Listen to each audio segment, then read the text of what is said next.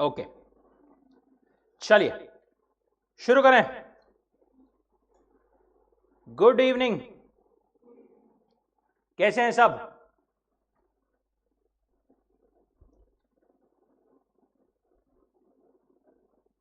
अच्छे बुरे, परेशान, हैरान, कैसे हैं? ऑनलाइन गाइस एक बार क्विकली कंफर्म करेंगे our screen, everything is fine.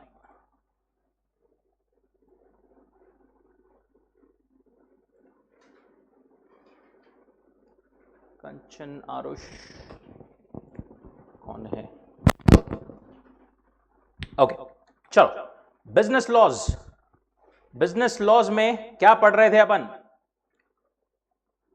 Business laws में contract of indemnity and guarantee, उसमें टाइप्स ऑफ गारंटी अपन ने देखा था, right? Now distinction between contract of indemnity and contract of guarantee. Contract of indemnity और guarantee में क्या difference है अपने को दिया हुआ है शॉर्ट में। क्या क्या डिफरेंस है? इंडेमनिटी में कितनी पार्टीज रहेगी कॉन्ट्रैक्ट में? 2, बट कॉन्ट्रैक्ट ऑफ गारंटी में कितनी पार्टीज रहती है? 3 ऑब्वियसली।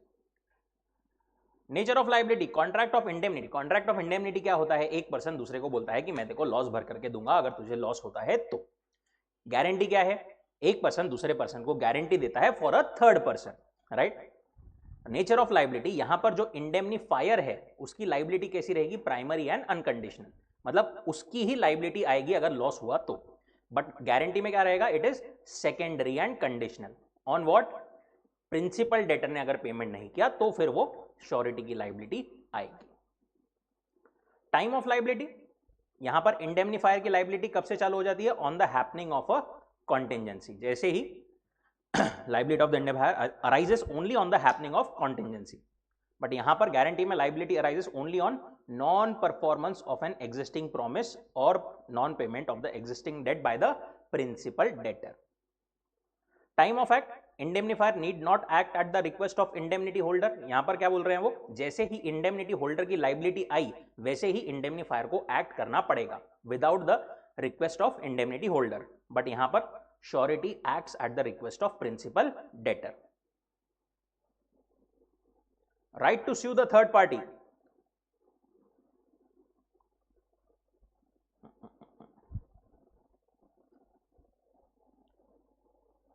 देखो ये वाला पॉइंट क्या बोलता है?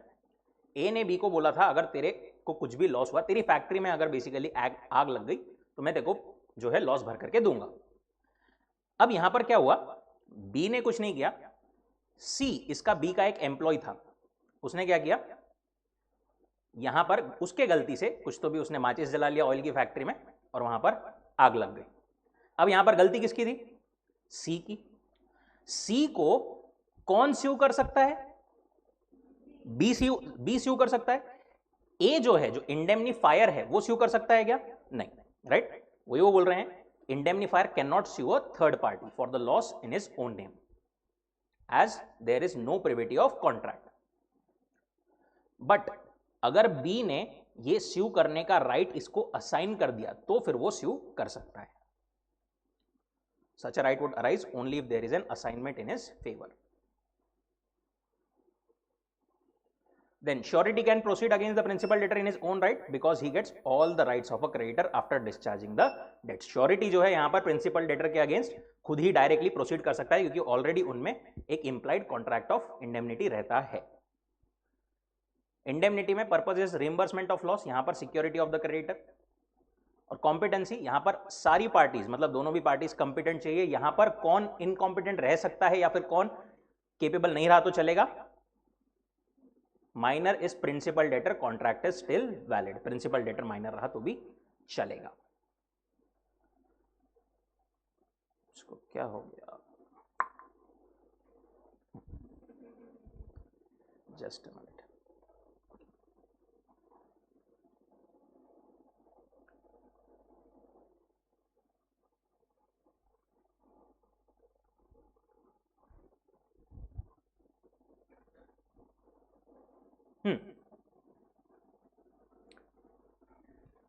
ठीक है। Nature and extent of surety is liability. क्या बोलते हैं? Nature and extent of surety liability में liability of the surety is coextensive with that of principal debtor unless otherwise provided. Surety जो है वो एग्जैक्टली सेम तरीके से liable रहेगा जैसा कि प्रिंसिपल डेटर लाइबल है, उसकी liability is coextensive, same similar like that of principal debtor. Liability of surety is secondary, liable only on default of principal debtor, obviously principal debtor ने default किया तो ही उसकी liability आएगी। Third, अगर कोई ऐसा केस होता है जिसमें क्रेडिटर ने प्रिंसिपल डेटर को पैसे दिया था बट कुछ तो भी यहां पर नहीं किया, और क्रेडिटर को फॉर एग्जांपल गारंटी दिया था जी ने, यहां पर कुछ तो भी डॉक्यूमेंट्स में डिफेक्ट था जिसके वजह से प्रिंसिपल डेटर की लाइबिलिटी एस्टैब्लिश नहीं की जा सकती, इसकी लाइबिलिटी एस्टैब्लिश नहीं की जा सकती तो फिर इसकी भी लाइबिलिटी नहीं आएगी। Where debtor cannot be held on account of any defect in the document, liability of surety also ceases. And creditor may choose to proceed against surety first unless agreement to the contrary. Creditor अपने option पर चाहे ना तो पहले directly किस पर, surety पर भी केस कर सकता है, ऐसा जरूरी नहीं कि उसको प्रिंसिपल डेटर पे ही पहले केस करना पड़ेगा। Liability of two persons primarily liable not affected by arrangement between themselves that one shall be surety on others default. पूरा एक ही सेंटेंस है यहां से यहां तक, क्या बोल रहे हो, where two persons contract with a third person to undertake certain liability and also contract with each other that one of them shall be liable on the default of the other, third person not being the party to the contract, liability of each of such two persons to the third person under the first contract is not affected by the existence of the second contract, although such third party may have been aware of its existence. कुछ नहीं समझता इतना सारा पढ़ के, simply वो क्या बोल रहे हैं,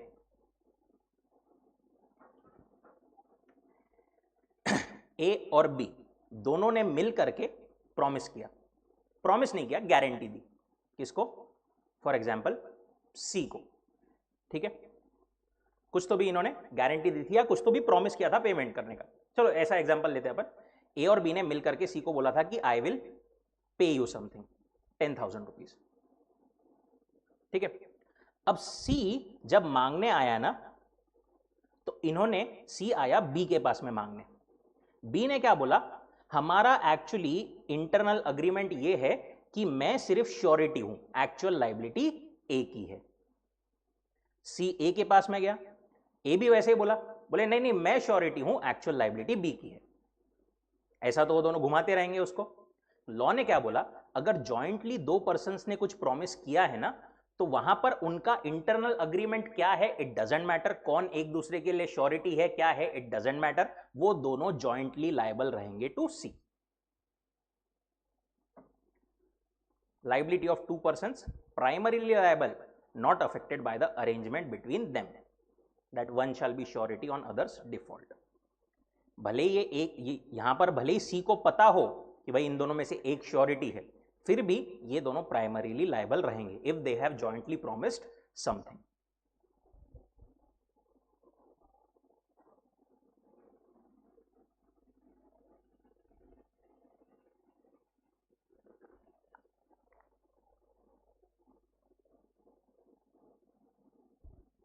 अगेन इतना बड़ा अपने को सेंटेंस ये पूरा लर्न करने की जरूरत नहीं है, ये मेन हेडिंग भी अपन ने इतना ध्यान में रख ली तो चलेगा, उसके अकॉर्डिंगली आगे पीछे सफिक्स जोड़कर अपन लिख सकते हैं।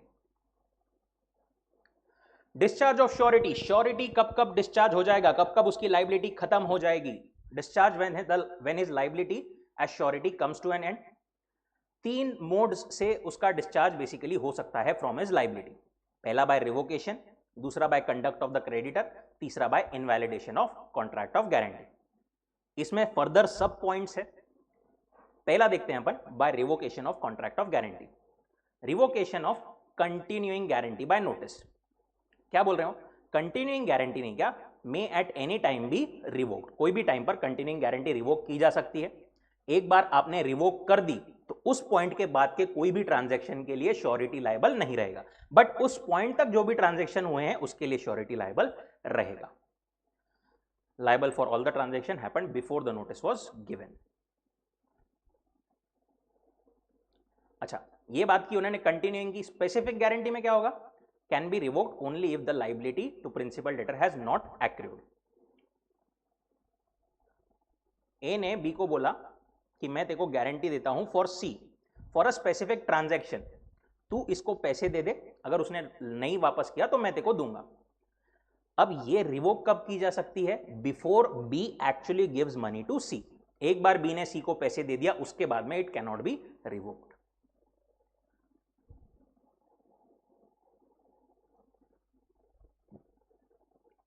Then revocation of continuing guarantee by surety is death. अगर श्योरिटी की डेथ हो जाती है उस केस में क्या होगा? Death operates as again as a revocation of continuing guarantee for future transaction. जिस पॉइंट से, डेथ के पॉइंट से, वो सारे उसके जो है future transactions would come to an end, मतलब उसके लिए उसकी गारंटी फ्यूचर ट्रांजैक्शन के लिए खत्म हो जाएगी। अच्छा, जो ट्रांजैक्शन अभी तक हो गए हैं डेथ के पॉइंट तक, उसके लिए लायबल रहेगा क्या? हो उसकी प्रॉपर्टी, उसके एस्टेट जो है वो लायबल रहेगी। Sureties estate remains liable for the past transactions.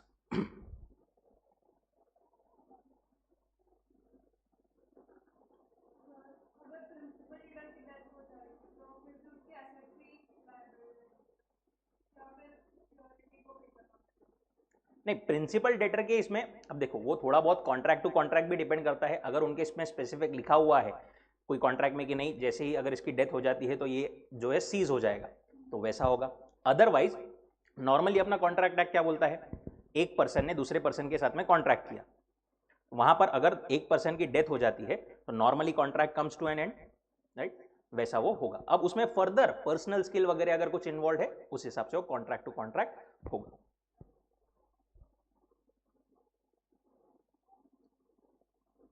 Third, novation.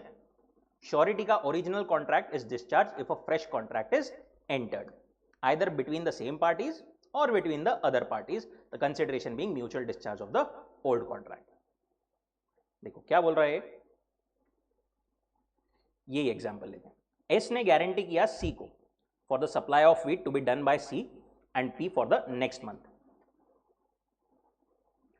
S ने गारंटी किया किसको? सी को, कि भाई तू जो है पी को सप्लाई कर दे व्हीट, अगर उसने पैसे नहीं दिया तो मैं तेरे को पैसे दे दूंगा। ठीक है, काय के लिए? व्हीट के लिए। अब यहां पर क्या हुआ?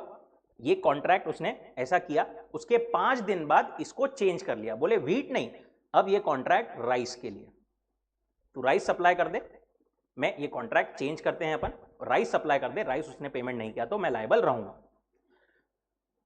तो यहां पर पहले 5 दिन के लिए और बाद में 5 दिन के बाद में, यहां पर तो जो भी सी ने पी को सप्लाई किया और पी ने अगर राइस का पेमेंट नहीं किया तो फिर वो लायबल रहेगा एस टू सी। पहले इसके 5 दिन के लिए लायबल रहेगा क्या वो? he would be liable for these 5 days also for any supply of wheat if done। अगर ये 5 दिन में कुछ व्हीट का सप्लाई हुआ होगा उसके लिए भी वो लायबल रहेगा, क्योंकि नोवेशन इस पॉइंट पर हुआ था, राइट? उसके पहले जो कॉन्ट्रैक्ट था उसके हिसाब से वो लायबल रहेगा, उसके बाद में जो हुआ उसके लिए वैसे लायबल रहेगा। S still liable for the supply of wheat done during previous 5 days। By conduct of creditor, creditor ने कुछ तो भी ऐसा किया जिसके वजह से क्या हुआ? Surety is discharged. उसमें पहला है variance in the terms of contract, where there is any variance in the terms of contract between the principal debtor and creditor, surety is consent, without surety is consent it would discharge the surety. इसका अपने शायद last test में question भी आया था। ए ने B को guarantee दिया फॉर सी, बोले सी को तू अपने बैंक में मैनेजर रख ले, अगर उसने कुछ भी गफला किया तो मैं लायबल रहूंगा। ये पहले नॉर्मल एक मैनेजर था, बाद में क्या हुआ? इसका प्रमोशन कर दिया, बी और सी ने अग्रीमेंट करके सी का प्रमोशन कर दिया, सीनियर मैनेजर बना दिया, और बोला कि सी जो है ओवरड्राफ्ट जो भी इनकी बैंक थी, बोले जो भी ओवरड्राफ्ट इशू होंगे उसके लिए, उस पर अगर कुछ लॉस हुआ तो उसके लिए भी सी जो है लायबल रहेगा, राइट? यहां पर जो है अग्रीमेंट में इन दोनों के बीच में कुछ तो भी चेंज आया है, ये चेंज कम्युनिकेट नहीं किया गया था टू द श्योरिटी। इस केस में श्योरिटी इस पॉइंट से लायबल नहीं रहेगा।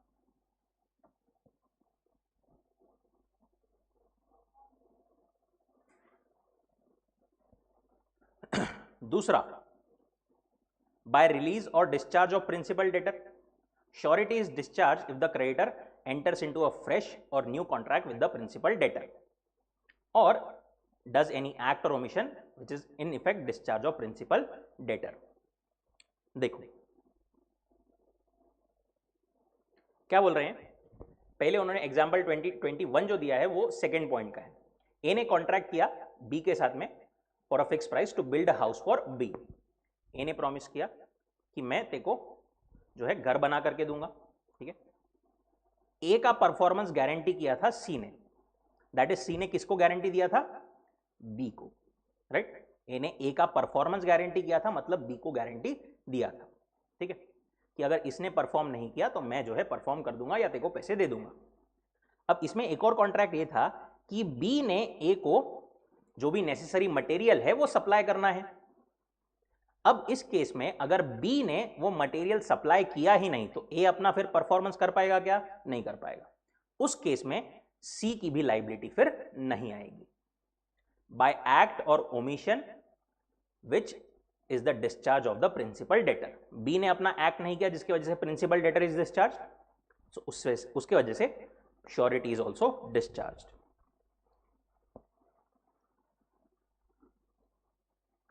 पहला वाला पॉइंट जो है एंटर्स इनटू अ फ्रेश और न्यू कॉन्ट्रैक्ट.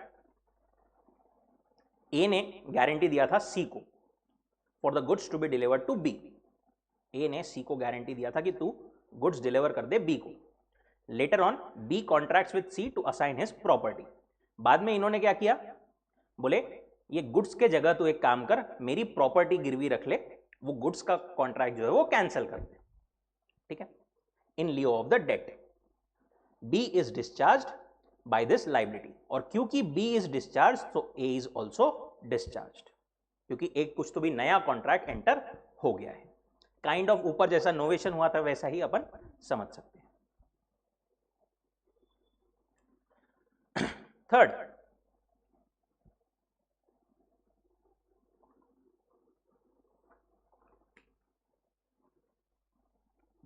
आगे आना है. Discharge of surety when creditor compounds with gives time to और agrees not to sue principal debtor. देखो क्या बोल रहे हैं, ये तीन केसेस में भी श्योरिटी विड बी डिस्चार्ज.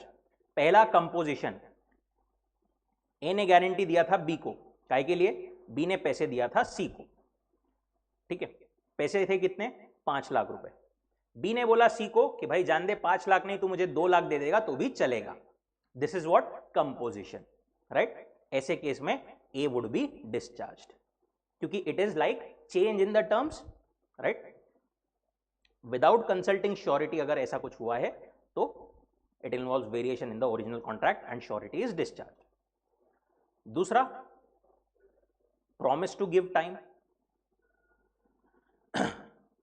अगर यहां पर इस केस में बी ने सी से पैसे लेना था 15 दिन में, बट बी सी को बोलता है कोई बात नहीं 15 नहीं तू 2 महीने बाद दे चलेगा, without asking surety. This is again what, change in terms and again surety would be discharged. It is one of the duties of creditor towards surety not to allow principal debtor more time. And तीसरा, promise not to sue. देखो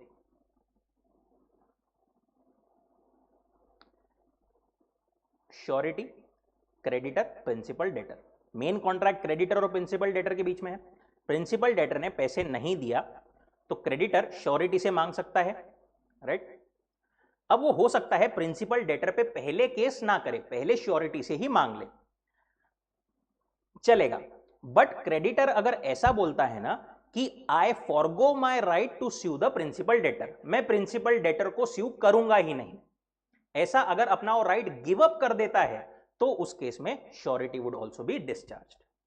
क्यों, क्योंकि main liability तो principal debtor की है, तुम बोल रहे हो उससे मांगूंगा ही नहीं, तो फिर ये तो गलत बात है.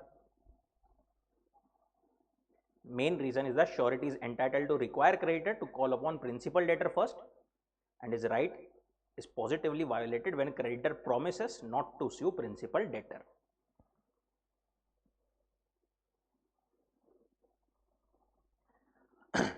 इसका ही एक्सेप्शन जो अपन ने बोला, creditors forbearance to sue does not discharge surety.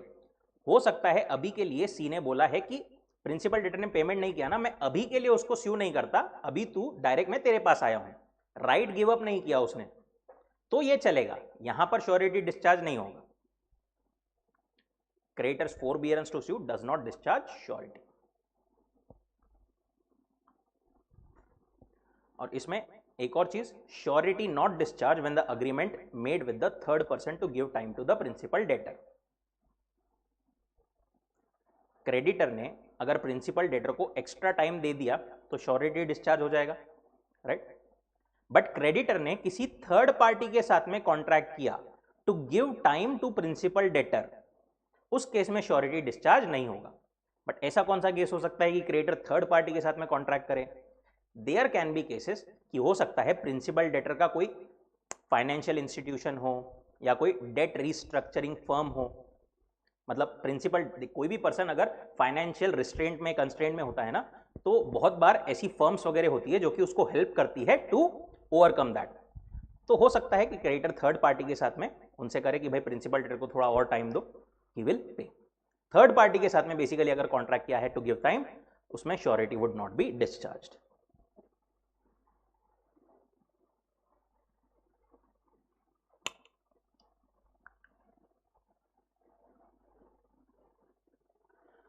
And last,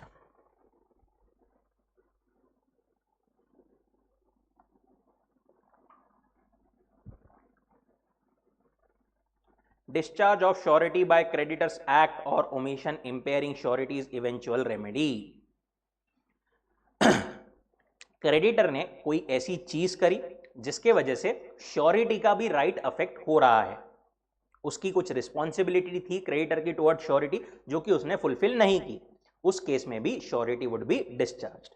जैसे कि ए ने प्रॉमिस किया था बी को कि मैं सी के लिए गारंटी दे रहा हूं, तो उसको काम पर रख ले, अगर उसने कुछ गफला किया तो मैं रिस्पॉन्सिबल हूं, पर तूने भी नहीं किया, हर महीने एक बार उसका पूरा काम रिव्यू कर लेना, राइट, मंथ टू मंथ। ये बी ने बोला ठीक है, बट बी ने इसका काम रिव्यू किया ही नहीं, बाद में 3-4 महीने बाद पता चला कि इसने बहुत बड़े बड़े गफले किए, वहां पर ए लायबल रहेगा क्या? फिर नहीं रहेगा, क्योंकि बी ने अपनी रिस्पॉन्सिबिलिटी फुलफिल नहीं की।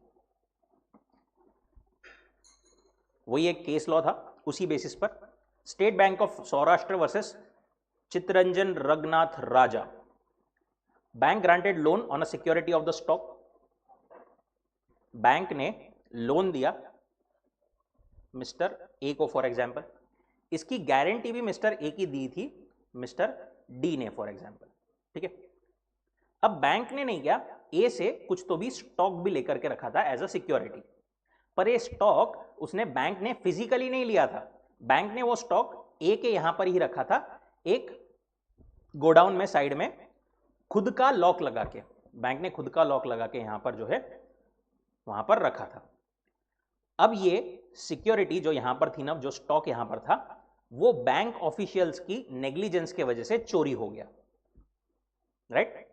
यहां पर बैंक ऑफिशियल्स के नेग्लिजेंस की वजह से ये स्टॉक चोरी हो गया, दैट इज सिक्योरिटी इनकी चली गई, तो यहां पर श्योरिटी भी डिस्चार्ज हो जाएगा, क्योंकि उसकी वजह से श्योरिटी भी अफेक्ट हो रहा है, राइट। श्योरिटी को पेमेंट करना पड़ेगा, इन्होंने अपना काम सही से नहीं किया तो श्योरिटी भी डिस्चार्ज हो जाएगा। Goods were lost due to negligence of the bank officials, surety was discharged.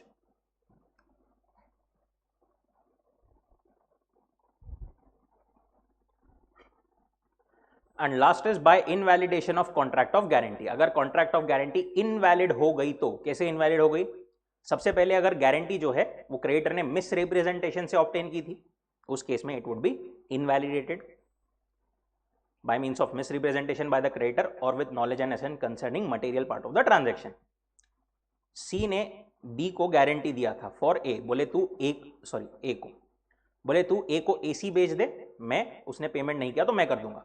B ने ए को एसी बेचा, बट क्या बोल के बेचा कि ये कॉपर का मटेरियल लगा हुआ है इसमें, बट जबकि एक्चुअली अंदर कॉपर नहीं एल्यूमिनियम का मटेरियल लगा हुआ था। ये transaction is based on miss representation, यहां पर भी श्योरिटी इज डिस्चार्ज। दूसरा, गारंटी अगर कंसीलमेंट से कोई मटेरियल फैक्ट छुपा करके ऑब्टेन की गई है तो भी surety would be discharge. Examples वही सेम है जो अपन ने ऊपर देखे थे। कौन से वाले? वो क्लर्क ने गफले किया पहले, तो वहां पर इसकी क्रेडिटर की रिस्पॉन्सिबिलिटी थी कि वो श्योरिटी को बताए, भाई देख इसने पहले गफले किए हैं, तू सोच समझकर guarantee they. And lastly guarantee on contract that creditor shall not act until को श्योरिटी ज्वाइंस। ये भी देखा अपन ने, अगर श्योरिटी ने ऐसा बोला था कि मेरे साथ और 2-3 श्योरिटी को अभी ज्वाइन होने दे तभी गारंटी देना, और उसने बिना श्योरिटीज के ज्वाइन हुए गारंटी दे, मतलब पैसे दे दिया क्रेडिटर ने प्रिंसिपल डेटर को, तो उस केस में भी श्योरिटी लायबल नहीं रहेगा।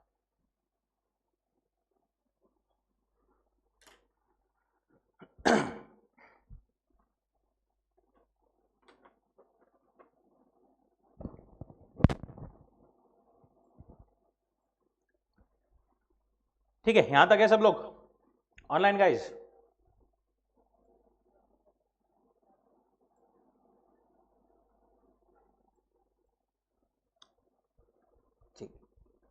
Rights of surety. श्योरिटी के क्या क्या राइट्स होते हैं towards creditor, towards principal debtor and towards co-sureties. देखो, प्रिंसिपल डेटर के अगेंस्ट क्या क्या राइट है पहले अपने को वो दिए हैं। एक श्योरिटी के प्रिंसिपल डेटर के अगेंस्ट क्या क्या राइट है? सबसे पहला right of subrogation. Right of subrogation मतलब surety upon payment is liable for, is invested with all the rights which the creditor had against the principal debtor. A ने B को guarantee दिया था फॉर सी, सी ने default कर दिया, ए ने payment कर दिया। जैसे ही ए बी को पेमेंट करता है ना, he takes place of creditor, वो he kind of steps into the shoes of creditor, that is called the rights of subrogation. जो जो राइट क्रेडिटर के पास में थे अगेंस्ट प्रिंसिपल डेटर, वो सारे राइट श्योरिटी के पास में भी आ जाएंगे। This is known as right of subrogation. Example उन्होंने दिया है, ए ने बी को गारंटी दिया था फॉर सी, बी के पास में नहीं, क्या राइट था कि अगर सी ने पैसे नहीं दिया ना तो वो सी की एक प्रॉपर्टी को बेच सकता है। अब सी ने पेमेंट नहीं किया तो उसके बजाय ए ने पेमेंट कर दिया बी को, बट अब ये राइट ए के पास में आ गया कि वो सी की प्रॉपर्टी को बेच सकता है। दूसरा, इंप्लाइड प्रॉमिस टू इंडेमनीफाई। अपन ने देखा था कि प्रिंसिपल डेटर और श्योरिटी के बीच में क्या होता है? Implied contract of, implied contract of, कौन सा कॉन्ट्रैक्ट होता है प्रिंसिपल डेटर और श्योरिटी के बीच में?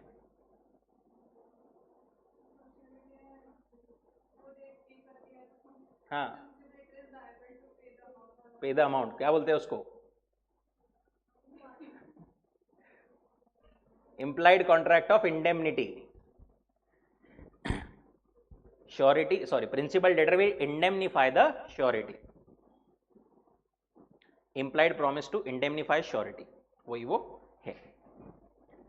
अब देखो यहां पर एक छोटा सा पॉइंट, इसमें एक और क्या बोलते हैं वो, कि surety is entitled to recover whatever sum he has rightfully paid under the guarantee but not the sums which he had paid wrongfully. A ने गारंटी दिया था टू बी, काय के लिए? सी के लिए। सी ने अगर पेमेंट नहीं किया तो मैं कर दूंगा। अब सी ने पेमेंट नहीं किया, बी मांगने आया ए के पास में। ए को क्या लगा कि बी जो मांग रहा है ना, इससे मेन एक तो डेट इसकी प्लस कुछ इंटरेस्ट वगैरह रहेगा, जो भी अमाउंट मांग रहा है ना वो लीगली सही नहीं है, एक बार इसके अगेंस्ट केस किया जाना चाहिए, जेन्युइनली ए को लगता है। ए ने केस कर दिया बी के अगेंस्ट। यहां पर केस लड़ने का भी खर्चा आया, राइट? केस का अल्टीमेट यही निकला कि भाई बी ने बरोबर मांगा है, वो पे करना ही पड़ेगा। ए ने पे कर दिया। अब ए यहां पर सी से क्या क्या रिकवर कर सकता है? सिर्फ डेट, या सिर्फ डेट मतलब या तो सिर्फ डेट या फिर debt plus expense of court.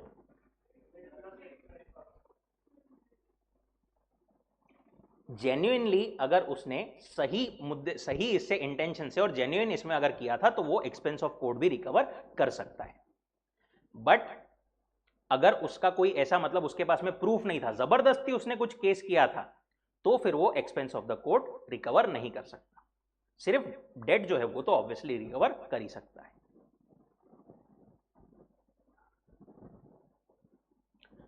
ये थे rights again what, principal debtor. दूसरा है राइट्स अगेंस्ट क्रेडिटर। श्योरिटी के राइट है अगेंस्ट क्रेडिटर, क्या क्या? Surety is right to benefit of creditor securities. Creditor ने अगर प्रिंसिपल डेटर से कोई सिक्योरिटी लेकर के रखी है, भले ही वो श्योरिटी को पता हो ना पता हो, उसका बेनिफिट श्योरिटी क्लेम कर सकता है। ये भी क्वेश्चन अपने टेस्ट में शायद डाला था इस पे अपन ने। ए ने प्रॉमिस किया बी को फॉर सी, अगर सी ने पेमेंट नहीं किया तो मैं कर दूंगा, फॉर एग्जाम्पल फॉर 1 लाख। अब बी ने सी से नहीं किया, उसका एक फर्नीचर लेकर के रखा था एज अ सिक्योरिटी ऑफ 50,000।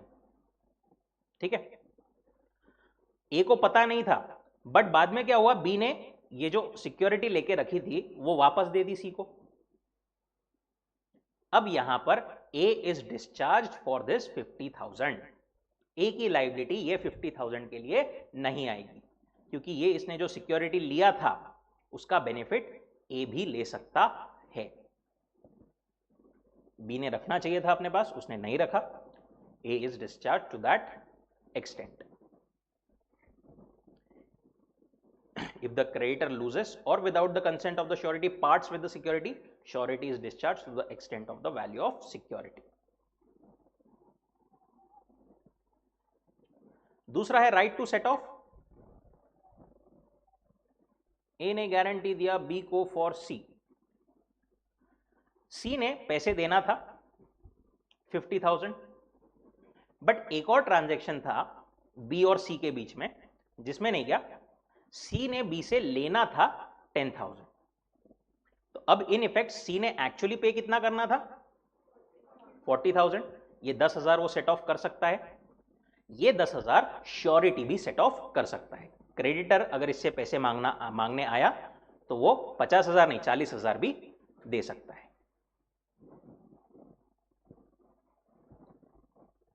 जो प्रिंसिपल डेटर सेट ऑफ कर सकता था क्रेडिटर के अगेंस्ट, वो श्योरिटी भी सेट ऑफ कर सकता है।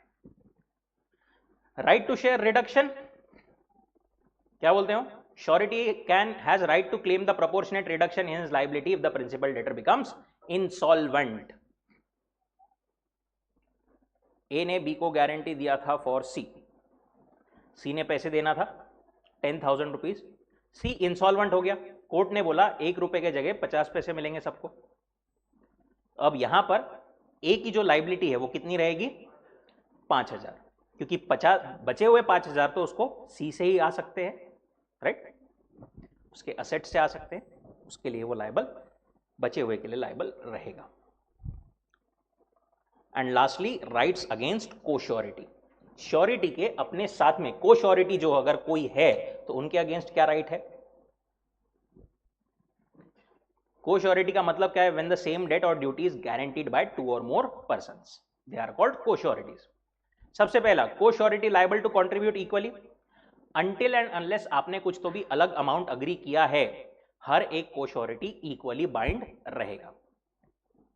ए बी सी ने मिल करके गारंटी किया है डी को फॉर ई 3 लाख रुपए। ई ने डिफॉल्ट कर दिया, ए बी सी कितने कितने के लिए लायबल रहेंगे 1 लाख ईच। अच्छा, इन्होंने अगर ऐसा कुछ डिस्कस किया हुआ है आपस में कि ए सिर्फ 1/4, बी हाफ और सी 1/4, तो फिर 3 लाख उस प्रोपोर्शन में डिवाइड होकर के वो लायबल रहेंगे। दूसरा वाला एग्जांपल, लाइबिलिटीज ऑफ को surety bound in different sums. देखो ये वाला देखो, ए बी सी तीनों ने मिलकर के गारंटी दी किसको? डी को फॉर ई। ई ने अगर पेमेंट नहीं किया तो हम पेमेंट कर देंगे। कितने कितने अमाउंट के लिए दी थी गारंटी इन्होंने? इसने दी थी फॉर 1 लाख, बी ने दी थी फॉर 2 लाख, सी ने दी थी फॉर 4 लाख। केस 1 ये अमाउंट था 3 लाख। कौन कौन कितना कितना अमाउंट के लिए लायबल रहेगा?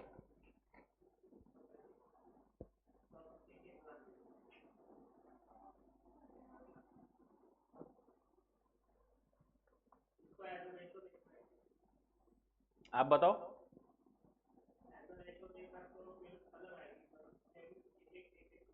ये सिर्फ अलग अलग अमाउंट्स के लिए बाइंड है, मैं इतने मैक्सिमम अमाउंट के लिए बाइंड हूं, ऐसा उन्होंने बोला है। उनका रेशो उन्होंने डिसाइड कुछ भी नहीं किया है ऐसा, इसीलिए वो कैसे लायबल रहेंगे फिर? इक्वली। तो यहां पर कितना आएगा? 1 लाख 1 लाख 1 लाख। ठीक है। केस 2, अमाउंट इनका 3 लाख के जगह से था फॉर एग्जांपल, ये चलो यही वाला लेते हैं, नहीं तो हाँ चलो 4 लाख के लिए। अब बताओ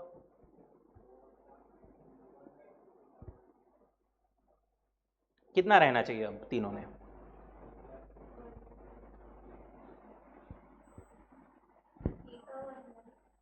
ए का 1 लाख सिर्फ,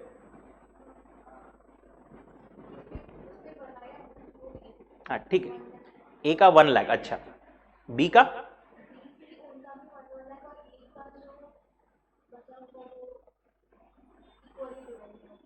कितना कितना तो मतलब फिर दोनों का 1.5 लाख दोनों का।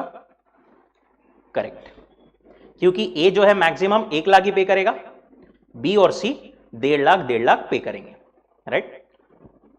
उनकी मैक्सिमम लिमिट अभी एक्सटेंड हो रही है क्या, मतलब एग्जॉस्ट हो रही है क्या? नहीं हो रही है। एंड लास्ट वाला तीसरा वाला केस फॉर एग्जांपल, ये अमाउंट है 7 लाख। अब 1 लाख 2 लाख एंड 4 लाख पूरा वो अपने अपने इसके लिए लायबल रहेंगे। सब हंसी खुशी रहने लगे।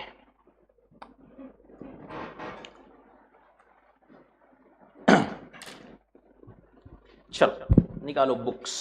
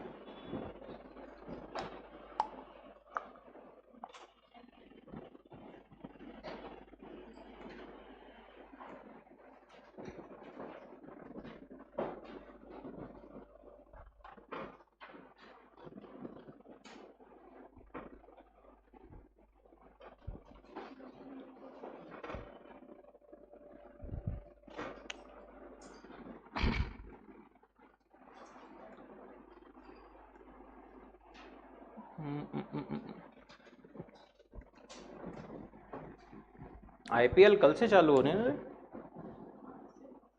आज से?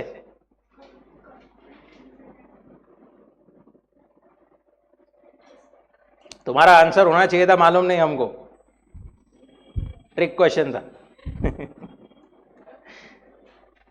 छोड़ दो अभी के लिए आईपीएल वगैरह सब। सही में मतलब नहीं नहीं, अब सही में पूछ रहा, कौन कौन फॉलो करता है? आप फॉलो करते हो क्रिकेट? नहीं सही में नहीं, प्रॉमिस। शाम का टाइम है बोला देखो। अच्छा स्कोर पिन करके, बाकी लोग नहीं। कौन सी टीम को?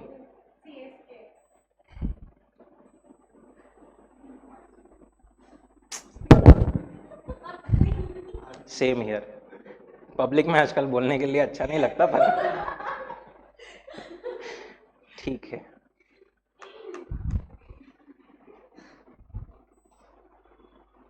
कौन सा वाला गया रे? किधर गया किधर गया किधर गया?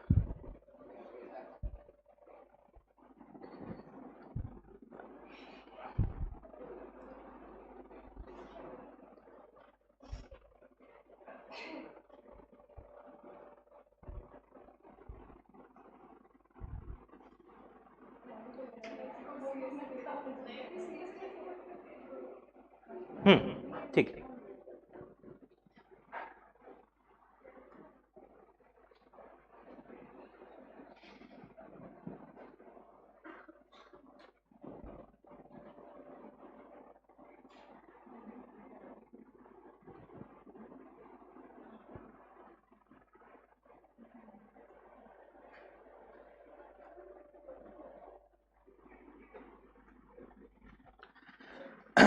4 मार्क्स आपका समय शुरू होता है अब।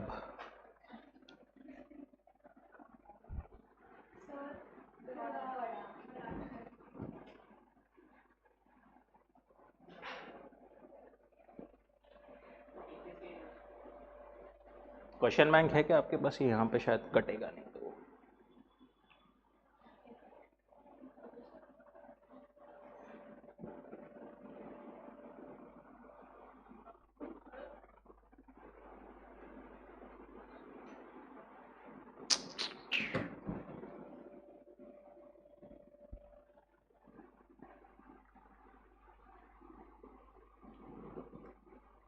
बेटर।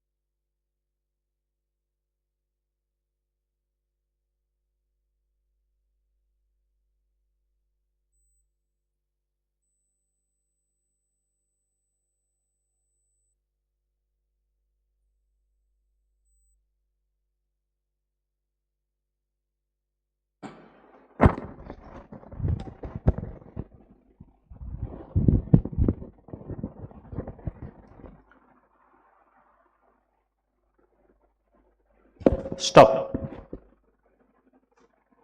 बस बस बस, हुआ क्या? नहीं हुआ। क्या क्या लिखा, क्या क्या लिखना सोचा आपने, ये बताओ पहले। अच्छा पहले क्वेश्चन का आंसर बताओ, क्या है आंसर उसका?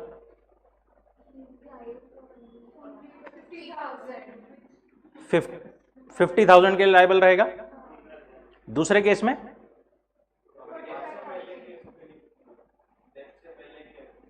डेथ के पहले केस के लिए। अच्छा, मेन टाइम कहां पे गया आपका, आपको क्या लगता है? सेंटेंसेस फ्रेम करने में, ओके, और लीगल वर्ड्स यूज करने में, ओके। क्वेश्चन एक बार में समझ में आ गया था अच्छे से? परफेक्ट। चलो देखते हैं पहले इसका क्वेश्चन। क्वेश्चन क्या बोलता है? सूरज ने गारंटी किया विकास को, ठीक है, for the transaction to be done between Vikas and Nikhil during the month of March 2023। Vikas supplied goods of 30,000। Vikas ने 30,000 के प्लस 20,000 के सप्लाई किया। 30,000 के कब किया? 1 मार्च को। 20,000 के 3 मार्च को। ऑन 5 मार्च क्या हुआ? सूरज की डेथ हो गई। 10 मार्च को, being ignorant of this that Suraj is death, Vikas ने फर्दर सप्लाई किया कितने का? 40,000 का। On default in payment by Nikhil, Vikas sued legal heirs of Suraj. इसने जो है लीगल हायर्स पे केस कर दिया सूरज के कि हमको वो पैसा चाहिए, राइट। यहां पर तो ठीक है, कंपेरेटिवली था। अगर किसी को डिफिकल्टी आई होगी तो जहां पर भी ऐसा मल्टीपल नंबर या फिर नाम या फिर डेट्स ऐसी रहती है ना, तो इजी अंडरस्टैंडिंग के लिए क्वेश्चन पढ़ते पढ़ते साइड में आप टाइमलाइन या ऐसा कुछ बना सकते हो। पीछे रफ पेज वगैरह है ना, वो रहता है, वहां पर आप साइड में पेंसिल से ही वगैरह तो बना लेने का, थोड़ा एकदम क्लियर व्यू अपने को और क्वेश्चन का मिल जाता है। वो जो टाइम है वो भी थोड़ा कम हो जाता है जो सोचने में अपना जाता है। अब इसको लिखना कैसे? सबसे पहले अपने को क्या लिखना पड़ेगा? प्रोविजन की जो गारंटी है वो रिवोक हो जाती है by the death of surety. According to section 131, in the absence of contract to contrary, continuing guarantee is revoked by the death of the surety. The estate of the deceased surety is liable for those transactions which had already taken place during the lifetime or before the death of the surety. Surety's estate will not be liable for the transactions after the death of the surety, even if creditor had no knowledge of surety's death. ठीक है, creditor को पता हो ना पता हो, doesn't matter. Then facts, question में ऐसा ऐसा हुआ है। देखो ये फैक्ट्स लिखते टाइम पर एग्जैक्ट बस पूरा की पूरा अपने को ये नहीं कॉपी करना है, थोड़ा बहुत क्या रिलेवेंट है बस उतना ही कॉपी करना है। In the given case this happened accordingly. कभी कभी क्या होता है, क्वेश्चन लिखते लिखते अपन क्वेश्चन की ही लैंग्वेज लिख देते हैं, what would be the answer, ऐसा उसमें फैक्ट्स में, वैसा मत करना। ये आ गए आपके facts and simply answer on the basis of आओ, it can be said that in case of death of surety his legal heirs are liable only for those transactions entered before 5/3, that is आप ऐसा भी लिख सकते हो वो दोनों transaction 20,000 plus 30,000, right. They are not liable for transaction done on 10/3 और after the death of surety, even though they had no knowledge of the death of Suraj. दूसरा बाद में फर्दर इसको आप नीचे भी लिख सकते हो करके, if the worth of the estate is only 45,000, legal heirs will be liable for this amount only, right to the point. जितने मार्क्स अपने को दिए हैं, लेंथ बढ़ाने के पीछे जैसा मैंने पहले भी बोला था अपने को नहीं जाना है, टू द पॉइंट प्रोविजन को ट्राई करो कि जितना रिक्वायर्ड है उतना ही अपन लिखें, राइट। अब लैंग्वेज जो अपन बात करें सेंटेंसेस फ्रेम करने की और ये सब करने की, ये इंप्रूव होगी ऐसे ही मल्टीपल क्वेश्चंस देखते देखते, मल्टीपल अपन देखते जाएंगे सब कुछ, तो उससे ही इंप्रूवमेंट होगा। जब आप घर पे भी पढ़ते हो, आई अज्यूम पढ़ते हो, तो वो क्वेश्चन आंसर पढ़ते पढ़ते कॉन्शियसली थोड़ा पढ़ना उसको। अगर आप लिख रहे हो तो बहुत ही अच्छी बात है, बट जो पढ़ भी रहे हो उसको कॉन्शियसली पढ़ना कि यहाँ पर इतना ये चीज़ दी हुई है, यहाँ पर लैंग्वेज ऐसी दी हुई है, यहाँ पर इतना पैराग्राफ इसका है, फैक्ट्स का है, और अकॉर्डिंगली इन्होंने ऐसा दिया है।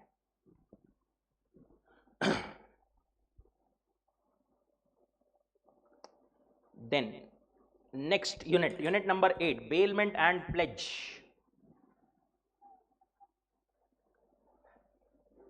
बेलमेंट मतलब क्या? बेलमेंट मतलब बेसिकली ये word is derive from the French word bailler which means to deliver. एकदम लिटरल मीनिंग देखे इसका तो हैंडिंग ओवर और change of possession is called bailment. अगर अपन कॉन्ट्रैक्ट एक्ट के हिसाब से देखें तो बेलमेंट क्या है? Is the delivery of goods one by one person to another for some purpose upon a contract that good shall when the purpose is accomplished be returned और otherwise disposed according to directions of the person delivering them. एक पर्सन दूसरे पर्सन को कुछ goods deliver करता है कोई पर्पस के लिए विद द कॉन्ट्रैक्ट की जैसे ही पर्पस खत्म हो जाएगा, अकम्प्लिश हो जाएगा, वो goods needs to be returned, that is bailment. अभी बेलमेंट में ऑब्वियसली दो ही पार्टीज होती है, बेलर एंड बेली। जो डिलीवर कर रहा है he is called a baler, जिसको किया गया है ही इज कॉल्ड अ बेली। जैसे एक्स ने डिलीवर किया वाई को, क्या? अपनी कार रिपेयर के लिए। X is the bailor, Y is the bailee. Purpose क्या है यहाँ पर? कार का रिपेयर होना। जैसे ही रिपेयर हो जाए Y needs to return to X. या फिर एक्स ने वाई को एक कपड़ा डिलीवर किया to make a suit out of it, right? Suit not suit. Goods given by a friend for his own use. एक फ्रेंड ने ए ने अपने फ्रेंड बी को कार दी चलाने के लिए कुछ दिन के लिए free of cost, that is also a bailment. Essential elements पर बाद में आते हैं, पहले आते हैं नीचे टाइप्स ऑफ बेलमेंट पर। टाइप्स ऑफ बेलमेंट का क्लासिफिकेशन दो बेसिस पर अपने को दिया है। On the basis of benefit bailment classified into 3 types and on the basis of reward bailment classified into 2 types. On the basis of benefit अगर अपन देखें तो can be exclusive benefit of baler, सिर्फ baler के benefit के लिए। For example ए ने अपने पड़ोसी को कुछ गुड्स सेफ कस्टडी में रखने के लिए दिया। यहां पर जो बेली है उसका कुछ बेनिफिट है क्या? नहीं। जो बेलर है उसको सेफ कस्टडी मिल रही है, ये उसका बेनिफिट है, only for the benefit of baler. For exclusive benefit of belly, सिर्फ बेली के बेनिफिट के लिए, ये क्या हो सकता है? एक फ्रेंड ने दूसरे फ्रेंड को क्या दिया? कार यूज करने के लिए दिया और सिर्फ for the benefit of belly. वहां पर बेलर को कुछ मिल रहा है क्या? ऑब्वियसली वो फ्रेंड से पैसे नहीं लिया उसने अगर तो। For mutual benefit of bailor and bailee, दोनों के बेनिफिट के लिए। ए ने बी को वॉच दिया रिपेयर करने के लिए, ए को वॉच रिपेयर करके मिल रही है, बी को उसके लिए रेम्यूनरेशन मिलेगा। ये हो गया 3 क्लासिफिकेशन, बट मेन क्लासिफिकेशन जिसके बेसिस पर अपना डिस्कशन फ्लो होता है that is on the basis of reward, जिसमें ग्रेचुटियस एंड नॉन ग्रेचुटियस। ग्रेचुटियस मतलब सिंपली फ्री ऑफ चार्ज, जहां पर कोई पैसा वगैरह इन्वॉल्व नहीं है, फ्री ऑफ कॉस्ट अगर दिया है। Gratuitous means free of charge, that bailment is gratuitous bailment. Non gratuitous जहां पर दोनों पार्टीज को कुछ ना कुछ बेनिफिट मिल रहा है, right, for some cost basically, that is non gratuitous bailment. उस हिसाब से अगर अपन देखें तो ये पहले 2 cases can be called as gratuitous, ये वाला कैन बी नॉन ग्रेचुटियस। अब आते हैं एसेंशियल एलिमेंट्स पर। क्या बोलता है एसेंशियल एलिमेंट्स इसका? सबसे पहला, बेलमेंट का कॉन्ट्रैक्ट एक्सप्रेसली भी रह सकता है, इंप्लाइडली भी बन सकता है, by conduct and everything. No consideration is necessary, bailment में कंसिडरेशन होना जरूरी नहीं है। ये एक्सेप्शन है बेलमेंट, विदाउट कंसिडरेशन भी ये वैलिड रहेगा। दूसरा, डिलीवरी ऑफ गुड्स होना जरूरी है। एक पर्सन से दूसरे पर्सन को डिलीवरी हो रही है गुड्स की, ये सबसे इंपॉर्टेंट है। Involve delivery of goods from one person to another for some purpose. अब डिलीवरी होना है तो डिलीवरी सिर्फ मूवेबल गुड्स की हो सकती है ऑब्वियसली, तो इसमें सिर्फ और सिर्फ मूवेबल गुड्स ही कवर्ड है, never for immovable goods. Delivery can be actual delivery, actually अपन ने जो है ले जा करके दे दिए गुड्स। दूसरा हो सकती है कंस्ट्रक्टिव डिलीवरी। कंस्ट्रक्टिव डिलीवरी मतलब इन इफेक्ट, मतलब अपन ने एक्चुअल डिलीवरी गुड्स की नहीं की, बट ऐसा कुछ तो भी किया which has the effect of delivery. जैसे कार की चाबी दे दी सामने वाले को, right, this is what constructive delivery. Purpose, obviously कुछ पर्पस होना जरूरी है बेलमेंट में, ग्रेचुटियस हो नॉन ग्रेचुटियस हो, कुछ पर्पस के लिए ही होता है। हो सकता है एक्सप्रेस पर्पस, हो सकता है इंप्लाइड। And lastly possession. देखो 2 चीजें होती है, एक होता है पोजेशन, दूसरा होता है कस्टडी। बेलमेंट में पोजेशन चेंज होना जरूरी है, एक पर्सन से दूसरे पर्सन के पोजेशन में जाना, दूसरे पर्सन के कंट्रोल में जाना गुड जरूरी है, ठीक है। जैसे ए ने बी को कार दिया रिपेयर करने के लिए, बी के पास में वो कार चली गई है। ए ने बी को सेफ कस्टडी में रखने के लिए उसके घर पर गुड्स दिया, वो भी चले गए। कस्टडी मतलब क्या? फॉर एग्जाम्पल आप ट्रेन में जा रहे हो, आपका सामान पड़ा है, आपने बोला अपने साथ वाले को कि भैया 2 मिनट सामान देखना, मैं आता हूं, राइट? वो अपन ने क्या किया, सामने वाले के कस्टडी में रखा है, पोजीशन में नहीं रखा है। बैंक के लॉकर में अपन गुड्स रखते हैं, वो पोजीशन है या कस्टडी? कस्टडी है। क्यों? हमारे इधर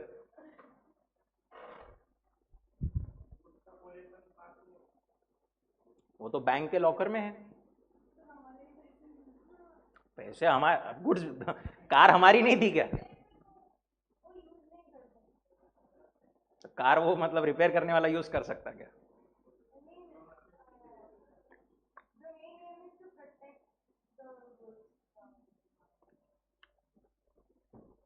आपका आंसर सही है बट लॉजिक नहीं। क्या होता है वहां पर, बैंक के इसमें लॉकर में, इसीलिए अपन नहीं बोलते हैं उसको, क्योंकि जनरली वो बोलते हैं बैंक के लॉकर की चाबी अपने पास रहती है।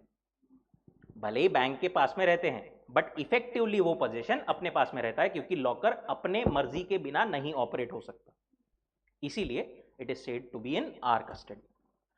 तो बेलमेंट कहलाए जाने के लिए पोजीशन प्लस कस्टडी रहा चलेगा, सिर्फ कस्टडी रहा तो नहीं चलेगा, सिर्फ पोजीशन रहा तो चलेगा।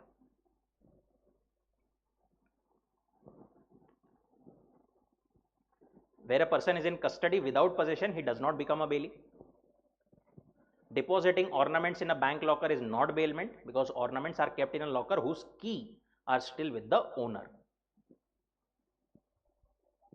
Return of goods, गुड्स जो है काम होने के बाद में रिटर्न होना जरूरी है, ठीक है?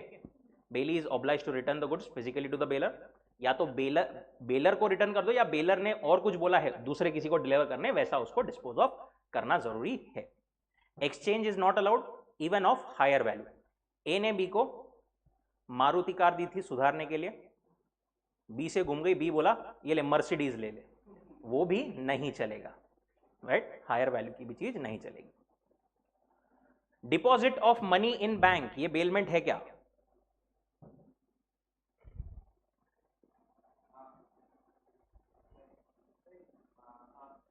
हाँ नहीं, हाँ, मनी वापस रिटर्न करती है बैंक अपने को, अपन ने डिपॉजिट करके रखा, वैसे तो बेलमेंट होना चाहिए, बट लॉ बोलता है आपको सेम करेंसी नोट्स वापस नहीं मिलते कभी भी, इसलिए वो बेलमेंट नहीं है। Deposit of money is not bailment since money return by the bank would not be identical currency notes.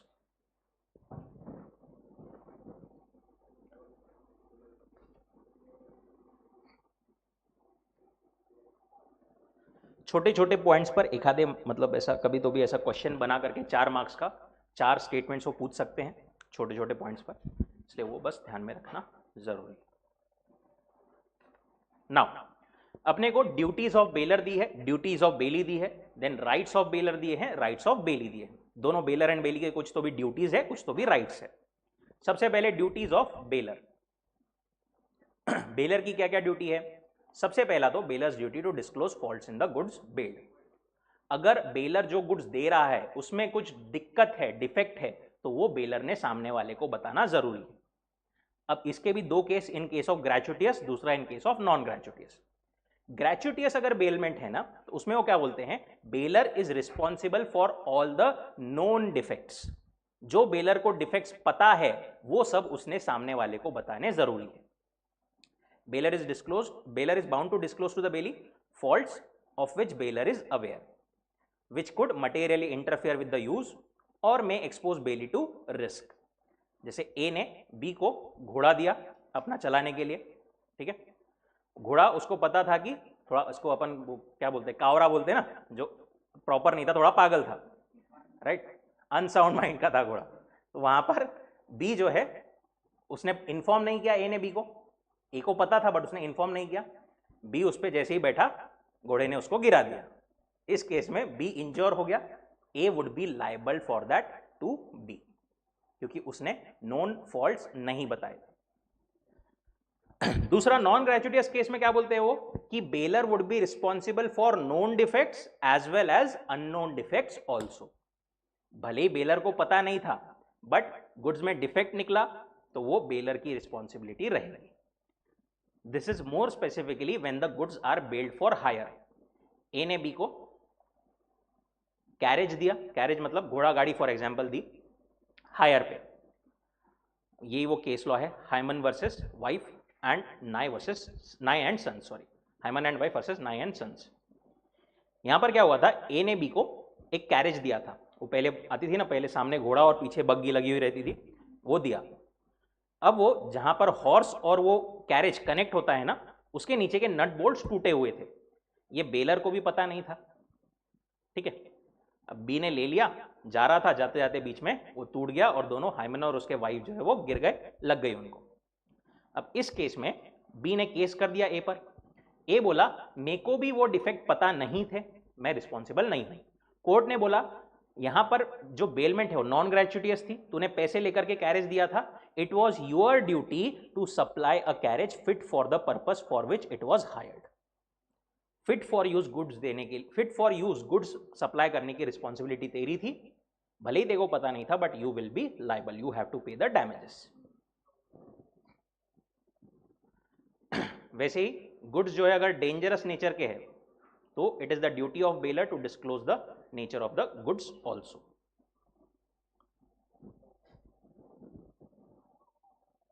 Then further duty to pay necessary expenses, देखो बेसिक कॉमन सेंस है, ए और बी फ्रेंड थे, कहां पर, मुंबई में। B जो है पुणे जा रहा था, ए ने बी को क्या बोला, मेरी कार है, उसका काम है पुणे में, तू मेरी कार ले जाएगा क्या। बी ने बोला ठीक है ले जाता हूं। अब बी यहां से कार जो लेकर के गया, उसमें पेट्रोल लगा, टोल लेवल लगा बीच में, आइडियली ये खर्चा किसने बियर करना चाहिए,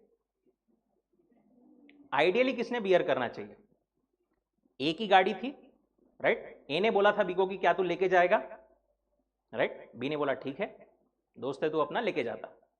अब जो पेट्रोल वगैरह खर्चा लगा वो आइडियली किसने बियर करना चाहिए, ए ने बियर करना चाहिए, राइट, उसकी गाड़ी थी। वो हो गए आपके नेसेसरी एक्सपेंसेस। अब चलते चलते बीच में गाड़ी वगैरह, गाड़ी में कुछ तो भी इंजन में दिक्कत आ गई, गाड़ी किसकी है, ए की, ये खर्चा किसने बियर करना चाहिए वापस, ए ने। These are extraordinary expenses.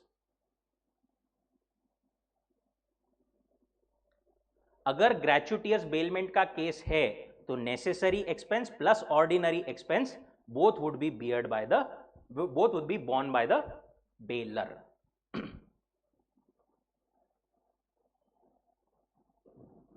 In case of gratuitous bailment, where goods are to be kept or carried or work have to be done upon them, bailee is to receive no remuneration, bailor shall repay necessary expenses as well as extraordinary expenses. Non gratuitous bailment है तो फिर क्या होगा, B ने for example Mumbai से ए से higher पे लिया था गाड़ी, अब वो गाड़ी लेकर के पुणे गया, अब यहां पर पेट्रोल वगैरह किसने बियर करना पड़ेगा, बी ने, क्योंकि उसने हायर पे लिया है। Necessary expenses would have to be borne by the bailee. अब अगर इंजन वगैरह में यहां पर अब कोई दिक्कत निकली तो वो कौन बियर करेगा, लेकिन ए ही बियर करेगा, गाड़ी तो उसकी है, right. Extraordinary expenses still would be borne by the bailor. Bailor is reliable to pay extraordinary expenses only.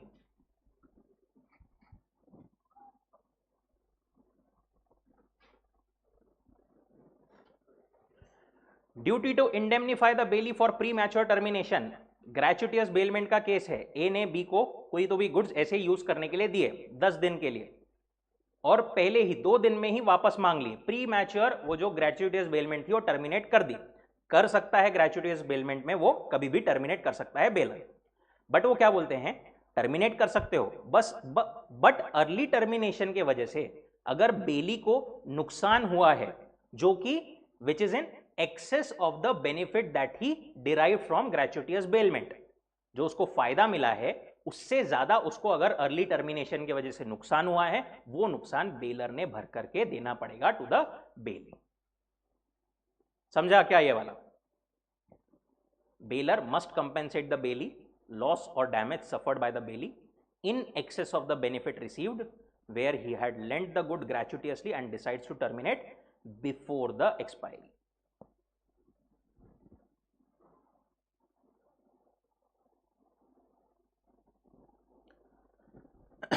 बेलर्स responsibility to the bailee, bailor की क्या रिस्पॉन्सिबिलिटी है बेली की तरफ? बेलर इज रिस्पॉन्सिबल, सबसे पहला, indemnify the loss that bailee may sustain by the reason that bailor was not entitled to make the bailment. A ने B को car use करने के लिए दी, बाद में पता चला कि वो कार ए की है ही नहीं, वो तो सी की है, ए चोरी करके लाया था। अब सी ने बी पर केस कर दिया, तूने मेरी कार कैसे हाथ लगाया, कैसे क्या किया, ये सब। अब यहां पर बी को जो भी नुकसान हुआ वो कौन भर करके देगा? ए भर करके देना पड़ेगा ए ने। दूसरा, duty to receive back, duty of bailor to receive back the goods when the bailee returns them after the bailment. A ने बी को, ग्रेचुटियस हो नॉन ग्रेचुटियस हो, दोनों भी केस में, मतलब भले ही उसको 2 दिन के लिए ऐसे यूज करने दिया था या फिर फॉर एग्जाम्पल वॉच दिया था रिपेयर करने के लिए, बट पर्पस खत्म होने के बाद में ए की ड्यूटी है कि वापस वो गुड्स ले ले। बेली ने बेलर को गुड्स दिया और बेलर ने एक्सेप्ट नहीं किया, ठीक है, उस केस में क्या होगा? If the bailor refuses to take the delivery offered at the proper time, bailee can claim compensation for necessary expenses for the safe custody. B ने दिया था ए को, ए ने लिया नहीं, अब बी को उसके वजह से अपने पास में ज्यादा टाइम तक के लिए संभाल के रखना पड़ा। इस केस में ज्यादा टाइम तक संभाल के रखने में कुछ खर्चा आया होगा तो वो ए से रिकवर कर सकता है।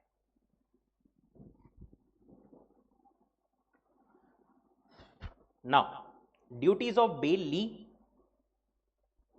बेली की क्या ड्यूटीज है? सबसे पहला, take reasonable care of the goods, goods का प्रॉपर रीजनेबल केयर लेना, ये ड्यूटी है किसकी? बेली की। बेलर से जो भी गुड्स मिले हैं उसकी प्रॉपर केयर करना, as a normal ordinary prudent person would do, right? As a person of ordinary prudence would under similar circumstances take care of his own goods, खुद के गुड्स की जैसे आप कदर करते हो वैसे ही करना जरूरी है। 3 केसेस इसमें, ए ने बी को अपनी ज्वेलरी दी, बोले ये संभाल करके रख। अब बी जो है वो अपनी ज्वेलरी रखता है अपने घर के लॉकर में, और ए की ज्वेलरी ऐसे ही वहां पर अपने ड्राइंग रूम में, डाइनिंग टेबल पर, कहीं पर भी रख दिया, वहां से चोरी हो गई, वहां पर कौन रिस्पॉन्सिबल रहेगा? बेली रिस्पॉन्सिबल रहेगा। केस 2, ए ने बी को बोला था कि ये ज्वेलरी तेरे पास रख, स्पेसिफिकली एक काम कर, तेरे बैंक के लॉकर में रखना इसको। अब बी जो है ना यहां पर खुद की ज्वेलरी खुद के घर पे ही रखता है, उसने ए की ज्वेलरी भी अपने घर पर ही रख लिया लॉकर में, लॉकर में से चोरी हो गई। अब यहां पर कौन लायबल रहेगा? बी लायबल रहेगा क्या? बेली लायबल रहेगा। क्यों? क्योंकि उसको ए ने स्पेसिफिकली बोला था, राइट, कि भाई तेरे लॉकर में रखना गुड्स, जो कि उसने नहीं किया था। एंड लास्ट केस, केस 3, ए ने बी को बोला था तेरे पास गुड्स रख, बी जो है नॉर्मली अपने यहां पर लॉकर में रखता है, उसके भी गुड्स प्रॉपरली लॉकर में रखा, फिर वहां से चोरी हो गए। अब ये रिस्पॉन्सिबल रहेगा क्या? नहीं, उसने प्रॉपर ऑर्डिनरी नॉर्मल मैन जैसा टेक केयर करेगा वैसे टेक केयर किया था, वो रिस्पॉन्सिबल नहीं रहेगा।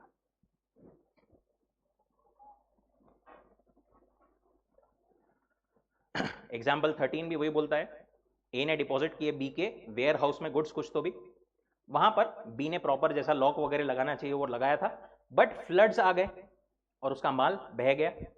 इस केस में बी रिस्पॉन्सिबल नहीं रहेगा, बेली जो है वो रिस्पॉन्सिबल नहीं रहेगा।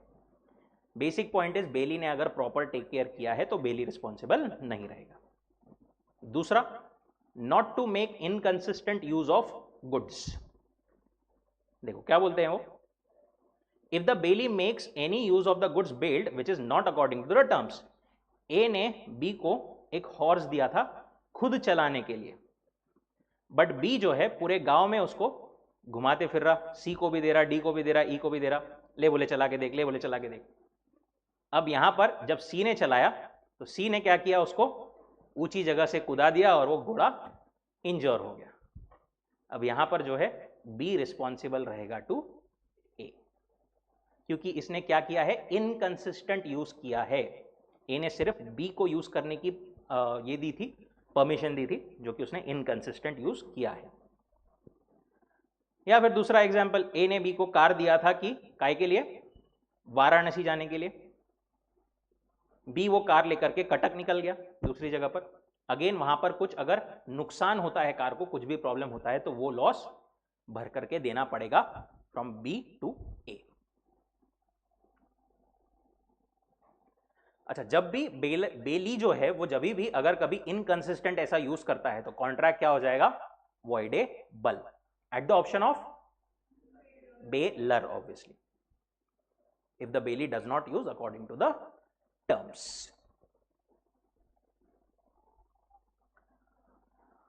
Okay.